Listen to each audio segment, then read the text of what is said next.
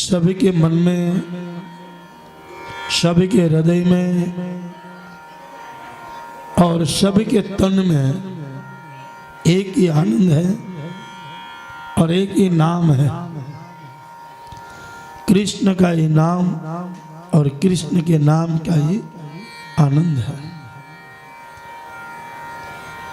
कंस सभा भरकर बैठा है और कहता है कि इतना मथुरा के कारागृह के पास हमने इतना चौकी पेरा रखा है, फिर भी मेरा काल मुझे छोड़कर कहाँ गया है। तो कंस की बहन पूतना ने कहा, भैया चिंता मत करो, मैं तुम्हारे काल को जिंदा या मरा हुआ मैं आपके सामने लाऊंगा।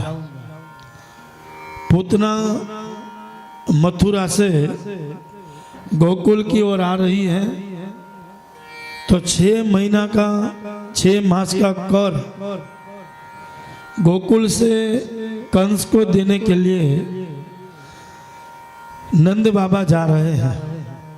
नंद बाबा यानी कि भोला जीवात्मा और पूतना एक कपटी जीवात्मा।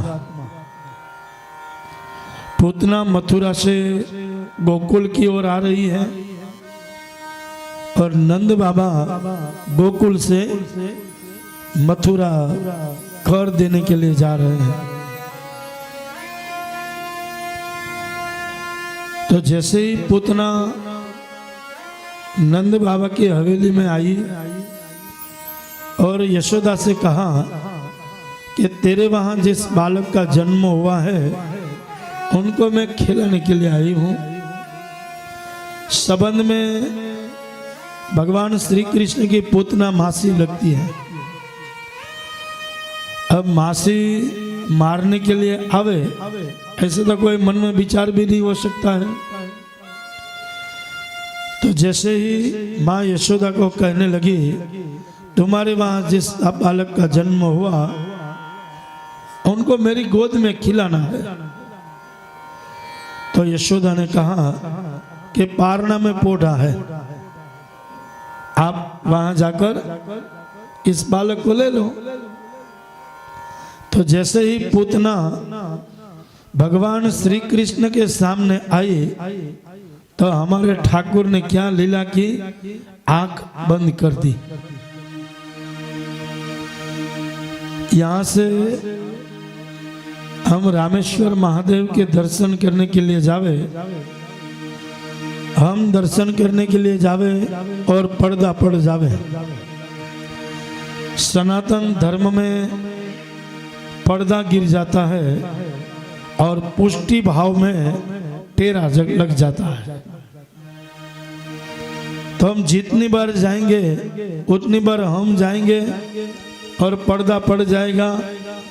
तो समझ लेना कि कहीं न कहीं हमारी भक्ति में, हमारे विचारों में कहीं न कहीं भूल है, कमी है, जिससे हमारे से भगवान हमें दर्शन नहीं देते।